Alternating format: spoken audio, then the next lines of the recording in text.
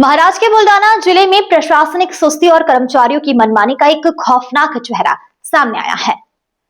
नांदुरा तहसील के धोंडू बावस्कर पिछले 1.5 महीने से खरीद की नकल के लिए जलगांव जामोद तहसील के चक्कर काट रहे थे।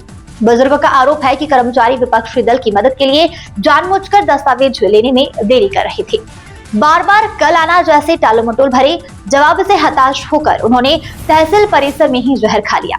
बावस्कर की हालत गंभीर बताई जा रही है। फिलहाल उन्हें अकोला के एक अस्पताल में रेफर किया गया है। इस घटना ने डिजिटल इंडिया और गतिमान प्रशासन के दावों की पोल खोलकर रख दी है। पीड़ित के परिजनों ने दोषी अधिकारियों पर सख्त कार्रवाई की मांग की है। स्थानीय तहसीलदार ने मामले की जांच और दोषियों पर कार्रवाई का आश्वासन दिया है। पूरे जिले में इस घटना को लेकर प्रशासन के खिलाफ भारी आक्रोश देखने को मिल रहा है। सवाल उठ रहा है कि क्या एक आम आदमी को अपने हक के कागज के लिए जान की बाजी लगानी पड़ेगी। संवाददाता संतोष कुलथे की रिपोर्ट। आज जो प्रकार घडलेला आहे आमच्या तहसील कार्यालयात नांदुरा तालुक्यातील दिघे या गावचे धोंडू बावस्कर हे आलेले होते। मी स्वतः तेव्हा महाराजस्व अभियानाबद्दल आपल्या 7 मार्चपासून जे चालू होणार आहे त्याची मीटिंग आमच्या नायब तहसीलदारांसह आम्ही मीटिंग घेत होतो। तेव्हा ते आपल्या तहसील कार्यालयाच्या प्रांगणात आल्यावर आमच्या कर्मचाऱ्यांनी कळवलं की त्यांनी काहीतरी प्राशन केलेलं आहे। त्यांनी आमच्या लक्षात आणून दिलं।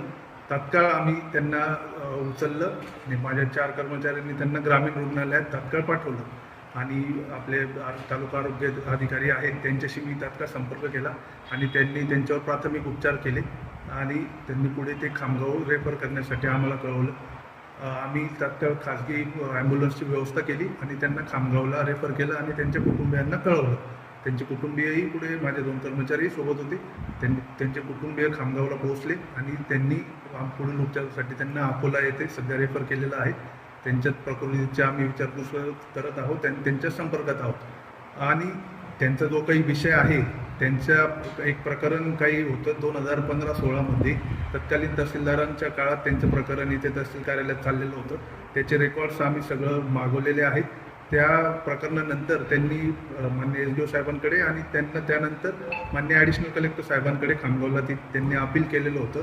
त्या अपीलबाबतचा नुकताच निकाल 5 फेब्रुवारीला नुकताच निकाल लागलेला समजून येत आहे आम्हाला आणि त्यांनी काही त्या काळात जे दाखल केलेले असतील डॉक्युमेंट्स त्याबाबतचे खरेदी खताची नक्कल मिळण्याबाबतचा आमच्याकडे अर्ज केलेला होता। ते खरेदी खतची नक्कल आमच्याकडे म्हणजे तांत्रिक आमच्याकडे नसते, SRO डिपार्टमेंटचा तो विषय आहे।